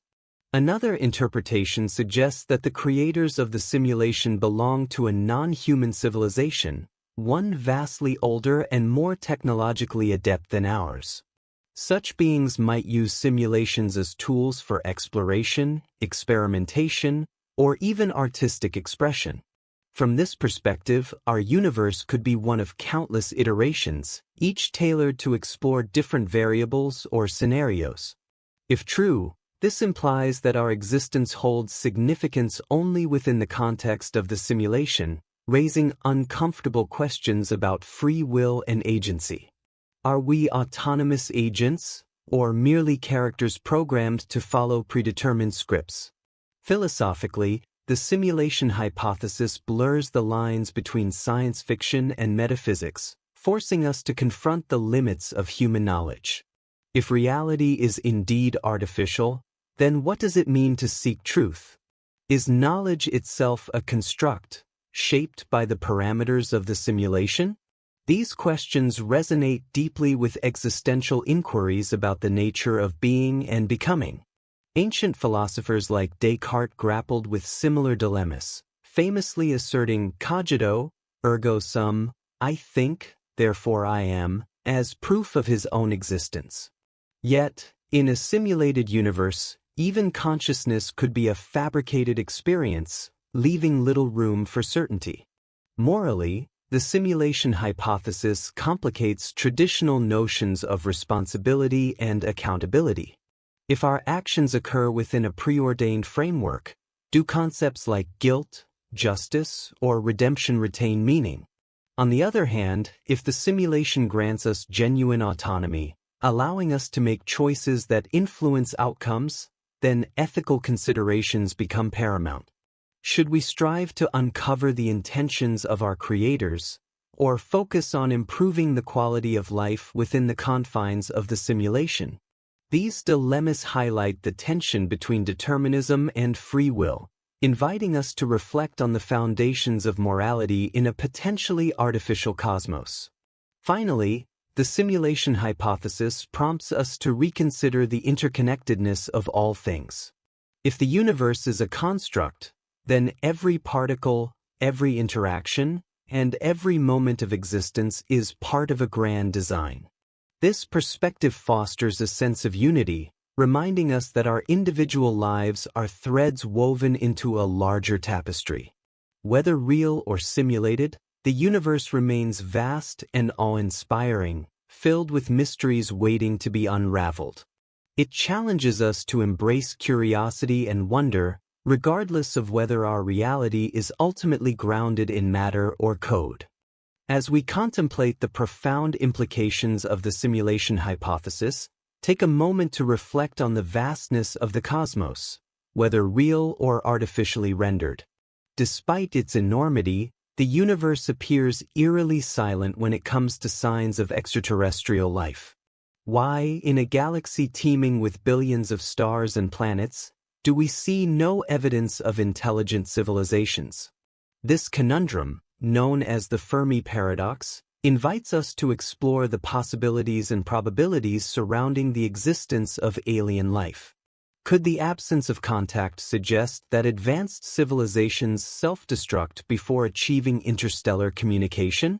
Or does it hint at a deeper mystery, one tied to the very fabric of the universe itself? Let's delve into this enigma next, examining the evidence and the existential questions it raises. The Fermi Paradox. The Fermi Paradox is one of the most profound and unsettling questions in modern science. It arises from a simple yet deeply puzzling observation. Given the vastness of the universe, with its billions of galaxies, stars, and planets, intelligent life should be abundant. Yet, despite decades of searching, humanity has found no definitive evidence of extraterrestrial civilizations. This silence, this deafening absence of contact, raises an existential riddle that has haunted scientists, philosophers, and dreamers alike for generations. Named after physicist Enrico Fermi, who famously asked, "Where is everybody?" during a casual lunchtime conversation in 1950, the paradox underscores the tension between two seemingly contradictory facts. On one hand, the sheer scale of the cosmos suggests that life, and even advanced civilizations, should be common. Astronomers estimate that there are at least 100 billion galaxies in the observable universe, each containing hundreds of billions of stars. Many of these stars host planets within their habitable zones, the regions where conditions might support liquid water and, by extension, life as we know it. Even if the probability of life emerging on any given planet is minuscule, the astronomical numbers involved virtually guarantee its existence elsewhere. On the other hand, despite our best efforts to detect signs of alien intelligence, we have encountered nothing but silence. Radio telescopes scanning the skies for signals from distant worlds have come up empty. Probes sent into space bearing messages for potential extraterrestrials remain unanswered. And while UFO sightings and conspiracy theories abound, none have provided credible proof of contact. This yawning gap between expectation and reality lies at the heart of the Fermi Paradox. Several possible explanations have been proposed to account for this enigma, ranging from practical considerations to more speculative ideas rooted in quantum mechanics and beyond. One possibility is that intelligent civilizations tend to self-destruct before achieving interstellar communication or travel. History offers sobering parallels. Humanity itself has repeatedly flirted with extinction through war, environmental degradation, and technological recklessness. If other species follow similar trajectories, they may extinguish themselves long before reaching the stars, leaving behind only ruins or faint traces of their former glory. Another explanation is the idea of deliberate isolation. Advanced civilizations might choose to remain hidden, either out of caution or indifference. Perhaps they recognize the risks of contact with less developed species and adopt a policy of non-interference, akin to Star Trek's Prime Directive. Alternatively, they may view us as insignificant ants crawling on a cosmic anthill, unworthy of attention. In this scenario, our failure to detect them reflects not their absence but their decision to remain silent.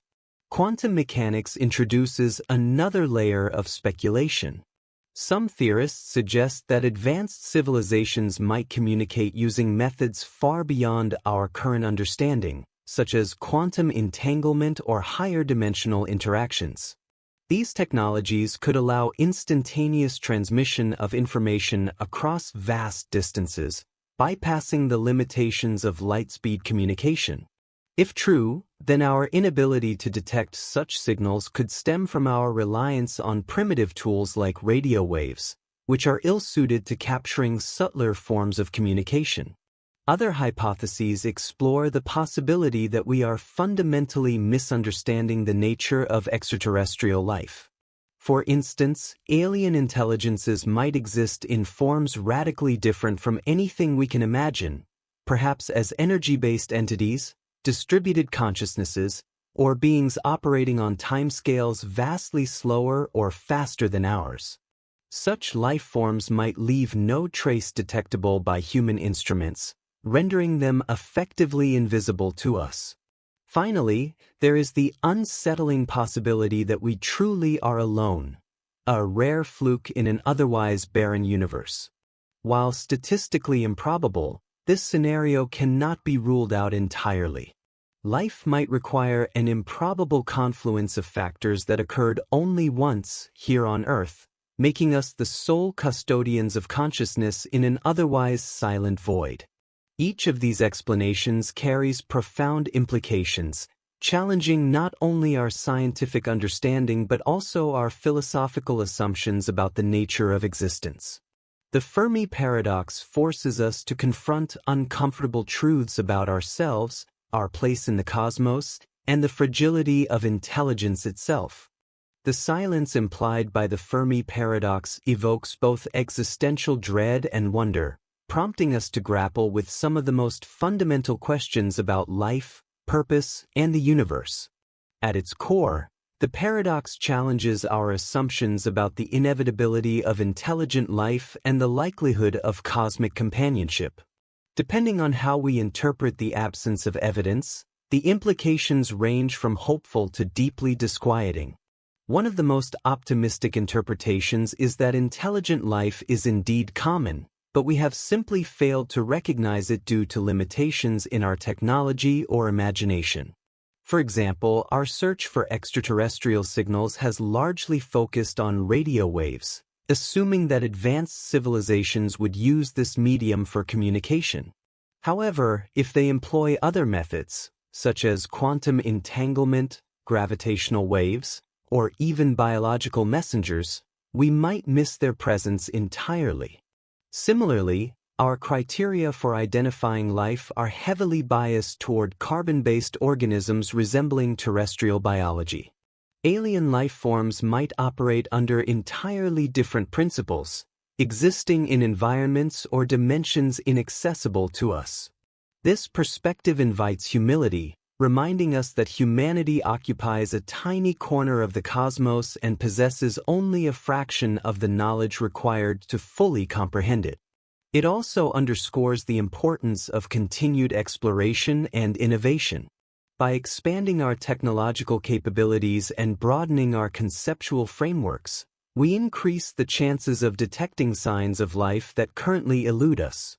Each new discovery, whether of exoplanets, extremophiles, or novel physical phenomena, brings us closer to answering the age-old question, are we alone? A darker interpretation of the Fermi Paradox is that intelligent civilizations inevitably destroy themselves before achieving longevity. This hypothesis is supported by humanity's own history of conflict, environmental exploitation, and technological misuse. Nuclear weapons, climate change, artificial intelligence run amok, all represent existential threats that could wipe out our species before we venture beyond our solar system. If other civilizations face similar challenges, then the Great Filter, a hypothetical barrier preventing life from progressing to interstellar stages, might lie ahead of us rather than behind. This possibility carries grim implications for the future of humanity. If the Great Filter exists, then our survival depends on navigating perilous transitions without succumbing to self-destruction. Success would place us among the rare exceptions. Failure would relegate us to the same fate as countless others who came before. Yet, even this bleak outlook contains a glimmer of hope. Recognizing the dangers allows us to mitigate them. By addressing the root causes of conflict, fostering global cooperation, and prioritizing sustainable development, we can improve our odds of overcoming the Great Filter and ensuring humanity's survival. Another implication of the Fermi Paradox is the potential for existential dread. The thought of being alone in the universe, or worse, surrounded by indifferent or hostile entities, can evoke feelings of insignificance and despair. Philosophically, it raises questions about the purpose of existence. If life is a fleeting anomaly in an otherwise lifeless cosmos, then what meaning can we assign to our struggles, achievements, and aspirations? Do we create value through our relationships, creativity, and pursuit of knowledge, or is everything ultimately futile against the backdrop of cosmic emptiness? Conversely, the absence of evidence can also inspire awe and reverence. Rather than diminishing the significance of life, the vastness of the universe amplifies it. Consider the improbability of our existence, the precise alignment of physical constants, the fortuitous circumstances that allowed Earth to harbor life, and the evolutionary lottery that produced sentient beings capable of contemplating their origins. Against such astronomical odds, life becomes a miracle, a testament to the resilience and ingenuity of nature. Whether or not we find others like us, the fact that we are here at all is reason enough to cherish and protect our fragile world. Finally, the Fermi Paradox encourages us to reflect on the interconnectedness of all things. If we are truly alone, or if contact remains elusive, then humanity bears a unique responsibility to safeguard the future of consciousness in the universe. Every action we take, every choice we make, shapes the trajectory of this singular experiment in awareness. Whether through art, science, or compassion, we contribute to a legacy that transcends individual lifetimes, leaving an indelible mark on the fabric of reality. As we ponder the silence of the cosmos and the mysteries it conceals, let us shift our focus inward, to the very nature of time itself. In the quantum realm, past, present, and future intertwine in ways that defy comprehension. Events unfold not as a linear sequence but as a dynamic tapestry of possibilities, where causality bends and moments ripple outward across dimensions. To explore this enigmatic aspect of reality, let us meditate on the fluidity of time and the profound implications it holds for our understanding of existence. Could the flow of time be an illusion, or does it conceal deeper truths waiting to be uncovered? Let us delve into this final mystery together. Quantum time. Time is one of the most fundamental aspects of human experience, yet it remains one of the most enigmatic concepts in physics. In our everyday lives, we perceive time as a linear progression, a steady march from past to present to future. We remember events that have already occurred, anticipate those yet to come, and live fully immersed in the fleeting moment we call now. But when we peer into the quantum realm, this intuitive understanding of time begins to unravel. Experiments in quantum mechanics hint at phenomena that challenge not only the linearity of time but also the very notion of its flow. At the heart of these challenges lies the peculiar behavior of particles at the subatomic level. Quantum systems often defy classical notions of causality, suggesting that the arrow of time, our perception of events unfolding in a specific sequence, is not as fixed as it seems. One of the most striking examples comes from experiments involving delayed choice setups, which demonstrate how measurements made in the present can seemingly influence events in the past. Consider the famous double-slit experiment, a cornerstone of quantum mechanics. When particles like photons or electrons are fired through two slits, they create an interference pattern on a detection screen, behaving as if they pass through both slits simultaneously. However, when detectors are placed at the slits to determine which path each particle takes, the interference pattern disappears, and the particles behave as discrete entities. This outcome depends on whether or not the measurement occurs, but here's where things get strange. In delayed choice experiments, the decision to measure or not is made after the particle has already passed through the slits. Remarkably, the particle's behavior retroactively aligns with the choice, as though the act of observation reaches back in time to shape the event. This phenomenon suggests that time operates differently at the quantum scale than it does in our macroscopic world. Rather than proceeding in a straightforward sequence, quantum processes appear to exist in a kind of temporal superposition where cause and effect are intertwined. The implications of this are staggering. If the future can influence the past, or if the distinction between past, present, and future is merely an illusion, then the traditional framework of causality crumbles. Events no longer follow a rigid chain of cause and effect. Instead, they emerge from a web of interconnected possibilities. Another intriguing aspect of quantum time arises from entanglement, the phenomenon where particles remain mysteriously connected regardless of distance. Entangled particles exhibit instantaneous correlations, defying the speed of light limit imposed by relativity. While Einstein famously dismissed this as spooky action at a distance, modern experiments confirm that entanglement transcends spatial boundaries, and perhaps temporal ones as well. Some interpretations suggest that entangled particles share a unified existence outside conventional spacetime, accessing information beyond the constraints of linear time. Could this imply that the universe operates according to a timeless logic, with all moments coexisting in a higher dimensional reality? Theoretical frameworks like Wheeler's it from bit hypothesis further blur the lines between time and information. According to this view, the fabric of reality emerges from binary bits of data processed within a cosmic computational system.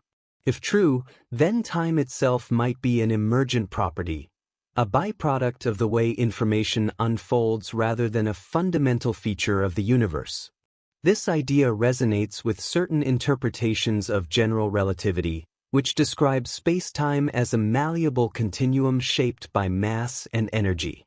From this perspective, time isn't a river flowing inexorably forward but a flexible medium molded by the dynamics of the cosmos. Yet, despite these tantalizing hints, the nature of quantum time remains elusive. Does it flow at all, or is it merely an illusion constructed by our consciousness? Are memories and anticipations artifacts of a brain wired to process experiences sequentially, even if reality exists outside such constraints? These questions push the boundaries of science and philosophy, inviting us to reconsider everything we thought we knew about the passage of time. The exploration of quantum time carries profound implications that ripple across multiple domains of human knowledge, from physics and metaphysics to psychology and ethics. At its core, the concept challenges our most basic assumptions about causality, free will, and the nature of existence itself. Depending on how we interpret the evidence, the ramifications range from revolutionary to deeply unsettling. One of the most immediate implications is the potential for backward-in-time influences. If experiments truly demonstrate that decisions made in the present can alter the past, then the traditional model of causality must be reevaluated. In classical physics, causes precede effects. You drop a ball and gravity pulls it downward. Quantum mechanics, however, suggests that the relationship between cause and effect may be far more complex. For instance, could memories shape the past rather than simply reflect it? If so, this would imply that our perceptions and actions play an active role in constructing history, blurring the line between observer and observed.